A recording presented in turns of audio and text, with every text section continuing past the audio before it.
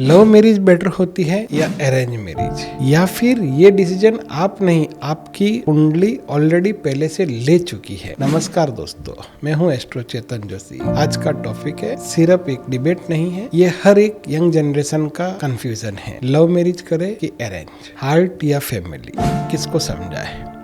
लेकिन एस्ट्रोलॉजी कहती है ये चॉइस नहीं है, ये एक पैटर्न होता है जो आपकी कुंडली में पहले से ही लिखा हुआ होता है। बस आपको समझने की जरूरत होती है और आपको देखने की जरूरत होती है। बहुत सिंपल से लैंग्वेज में समझाते हैं। सबसे पहले समझते हैं, एस्ट्रोलॉजी में मेरी सिर्फ एक चीज से डिसाइड नहीं होती है। 7th हाउस सप्तम भाव, सप्तम भाव आपको मैरिज एंड लाइफ पार्टनर के रिगार्डिंग काम करता है। 5th हाउस पंचम भाव लव, अट्रैक्शन एंड रोमांस से रिलेटेड होता है। 8th house physical bonding, hidden dynamic. 11th house fulfilment of desire, आपकी सभी इच्छा पूरी होती है। और सबके लॉर्ड और प्लैनेट मिलकर डिसाइड करते हैं कि आपकी मैरिज की स्टोरी क्या होगी, कैसी होगी आपकी मैरिज, लव होगी कि अरेंज। अगर इन सब ग्रहों के प्लैनेट, इनके हाउसेज अगर अच्छे से कंजक्शन करते हैं तो आपकी लव मैरिज हो सकती है। अगर अच्छे से कंजक्शन नहीं कर रहे हैं तो आपकी अरेंज मैरिज होगी। अब बात करते हैं लव मैरिज की। सबसे पहले लव मैरिज के लिए क्या देखेंगे, जब 5th हाउस जो लव का भाव होता है और 7th हाउस जो मैरिज का होता है, इनका कनेक्शन आपस में बन जाता है तो लव मैरिज की संभावना ज्यादा होती है। यहाँ पे वीनस, राहु या मून स्ट्रॉन्ग रोल प्ले करता है। तब इंसान खुद चूज करता है अपना पार्टनर। सिंपल लैंग्वेज में अट्रैक्शन स्ट्रॉन्ग होता है, इमोशनल कनेक्शन बहुत डीप होता है और डिसीजन हार्ट से लिया जाता है। इसलिए ऐसे लोग अक्सर बोलते हैं कि मुझे तो यही इंसान चाहिए, तो उन लोगों की लव मैरिज होने की संभावना ज्यादा होती है। अब बात करते हैं अपन अरेंज मैरिज की। ऐसे क्या इंडिकेशंस होते हैं जो अरेंज मैरिज में पाए जाते हैं, क्योंकि अरेंज मैरिज के लिए 7th हाउस ऑब्वियसली शादी का होता है। 7th हाउस अगर स्ट्रॉन्ग है लेकिन 5th हाउस का इन्वॉल्वमेंट कम हो गया है। अब यहाँ पे जुपिटर एंड सैटर्न का इन्फ्लुएंस आ रहा है तो डिसीजन फैमिली लेगी।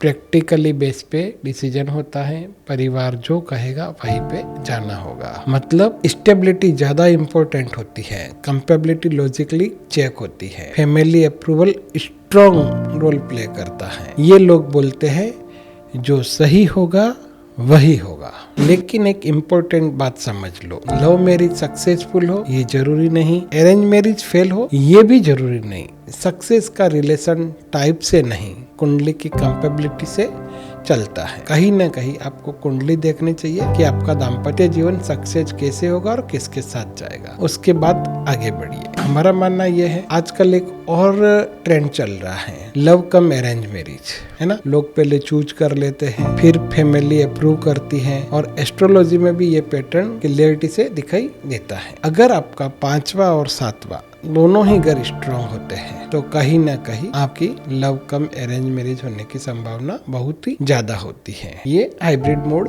कहलाता है। अब सवाल ये है, लव मैरिज में प्रॉब्लम क्यों आती है और अरेंज मैरिज में अंडरस्टैंडिंग टाइम क्यों लेती है। आंसर बहुत सिंपल है, लव मैरिज में एक्सेप्टेशन बहुत ज्यादा हाई हो जाती है और अरेंज मैरिज में कहीं ना कहीं एडजस्टमेंट फेस होता है। और अगर कुंडली मैच नहीं हो रही है तो दोनों में ही स्ट्रगल पॉसिबल होता है। तो लव हो या अरेंज, कुंडली मैच बहुत जरूरी है। एक और पावरफुल पॉइंट, कुंडली यह भी बताती है कि आपका पार्टनर कैसा होगा और आपका बिहेवियर कैसा होगा। अगर दोनों का नेचर क्लेश हो रहा है तो सोच समझ के आगे बढ़ना चाहिए, चाहे वो लव हो चाहे अरेंज हो। प्रॉब्लम्स आएगी ही आएगी, क्योंकि डोमिनेटिंग नेचर नहीं होना चाहिए। अगर हो रहा है तो समझना होगा।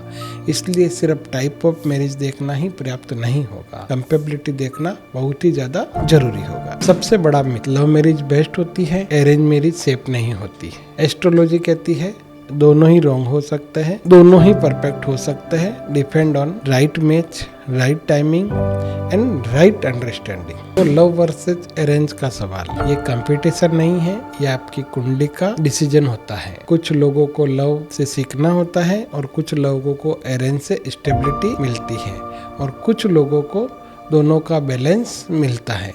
इसलिए डिसीजन लेने से पहले ट्रेंड फॉलो मत करो, अपनी कुंडली समझो, क्योंकि वही आपकी रियल लव स्टोरी लिखती है।